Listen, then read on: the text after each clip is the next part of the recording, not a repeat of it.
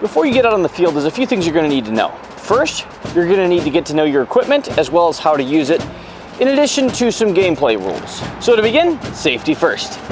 With plastic projectiles whizzing everywhere at 400 FPS, you're bound to get some welts. And there's one welt you're not going to want to get, and that's a welt on your eye, otherwise known as a corneal abrasion and or hyphema. You're going to want to trust me on this one, it's not a good time. So instead of becoming a statistic, why not wear one of these, or at least just some eye protection? Good golly, take care of your freaking eyes, people. You're going to need those.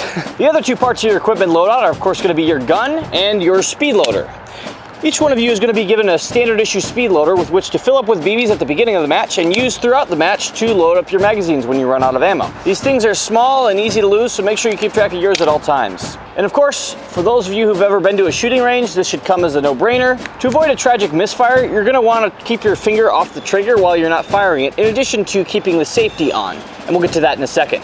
Only put your trigger finger on the trigger when you're ready to trigger, if that makes any sense. I'm triggering! So now that you're a little more familiar with gun safety, let's go into how to actually use those guns. When you're playing airsoft, you're going to be dealing with one of three types of guns.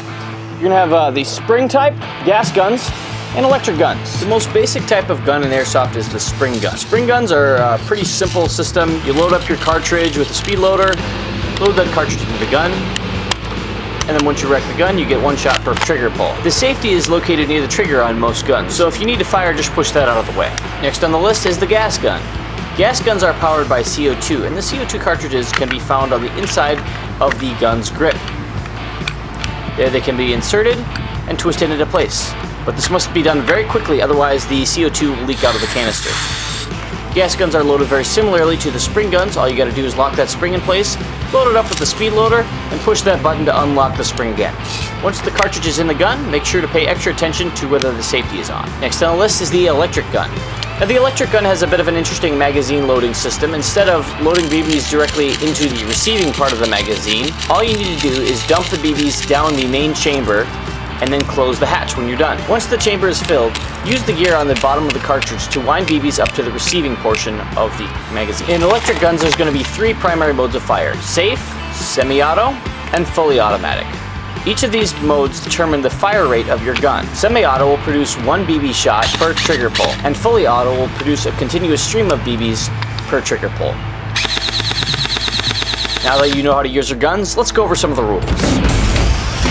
So when you're on the field, there will be a ref out there at all times, making sure that the game is fair. If the ref needs to pause the game for any reason, the ref will blow 2 short blasts to pause the game and 1 long to start or stop the game. And not that this is likely to happen, but if there was any kind of dispute that would arise between players over, "You didn't hit me, I hit you," the ref will make a call and one of you will be out. So just make sure to respect the ref's calls, because that's how we keep this game fair. And while we're on that note of calling hits, make sure that if you are hit on any part of your body, not including your gun because that's not part of your body, that you raise your hand and say hit, just to acknowledge the hit, and retreat back to your base. There will be a tree marked with a logo that you can put both hands on in order to respawn. Once you do that, you're back in the game. That's all you gotta do. So just remember that the primary objective of every airsoft match is to have fun. So, have a good time.